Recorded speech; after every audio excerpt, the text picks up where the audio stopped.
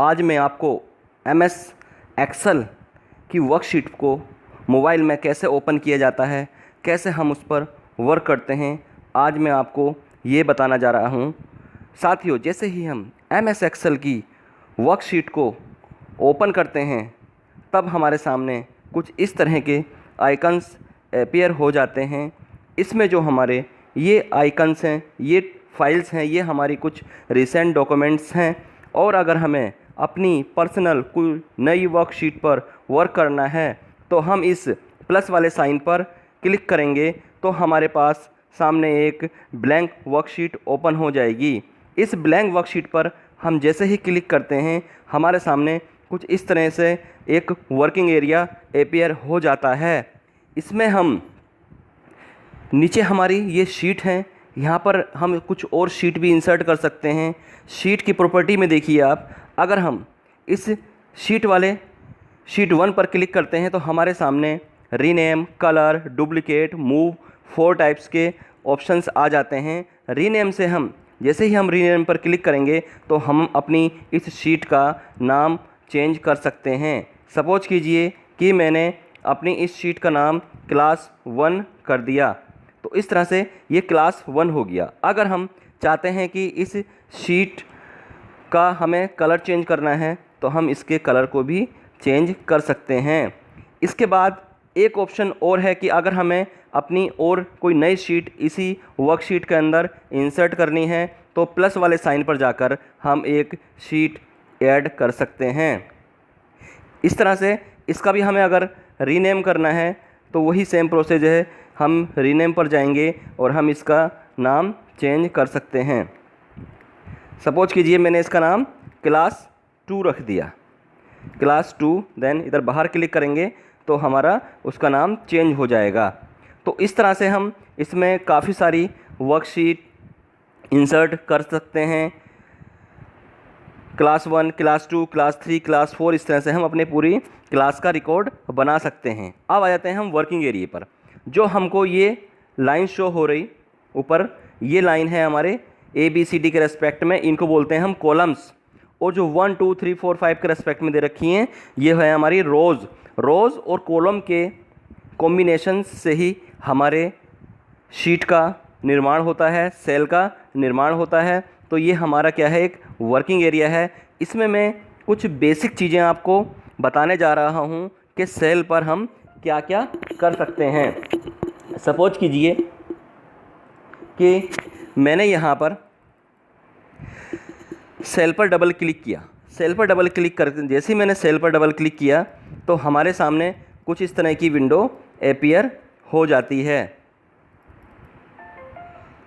कुछ इस तरह की विंडो अपीयर हो जाती है। अगर हमें इसमें कुछ लिखना है तो जो फंक्शंस fx दे रखा है वहाँ पे fx वाला टूल जो है आपका, इस पर हम क्लिक कर देंगे तो हमारा जो सेलेक्टेड सेल है उसमें हम कुछ भी टाइप कर सकते हैं। सपोज कीजिए मैंने यहाँ पर 1 लिखा और यहाँ पर मैंने लिख दिया क्या, 2 लिखा। अब ये दोनों सेल्स को मैं इस तरह से सेलेक्ट करता हूँ। जैसे क्लिक करेंगे दोनों सेल को मैंने इस तरह से सेलेक्ट किया।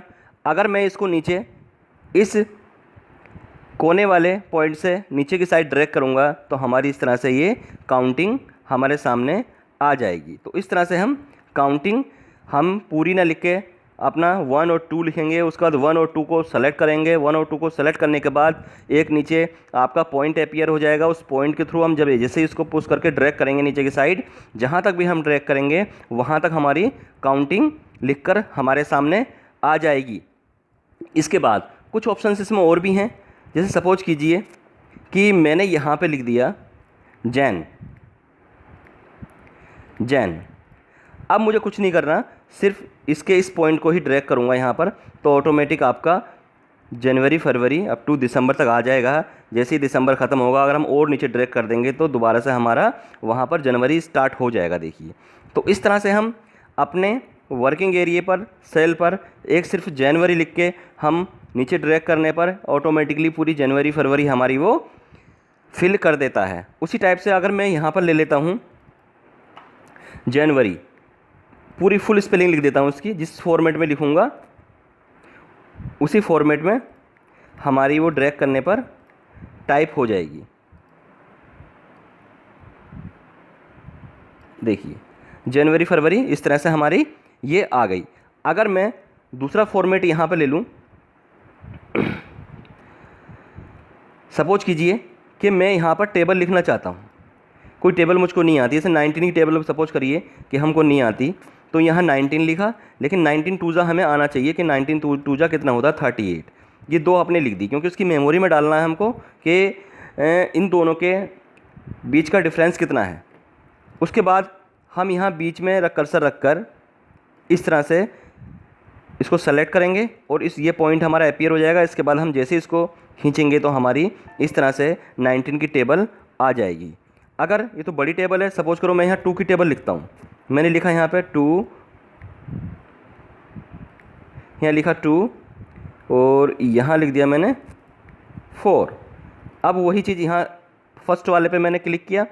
इस पॉइंट से नहीं खींचेंगे अभी हम, अगर हमें सेलेक्ट करना है तो बीच में कहीं भी पुश करके अपना इस तरह से खींच लेंगे इसे नीचे, तो दोनों सेलेक्ट हो जाएंगे। उसके बाद हमारा काम रहता है कि इस पॉइंट को ड्रैग करना नीचे की ओर।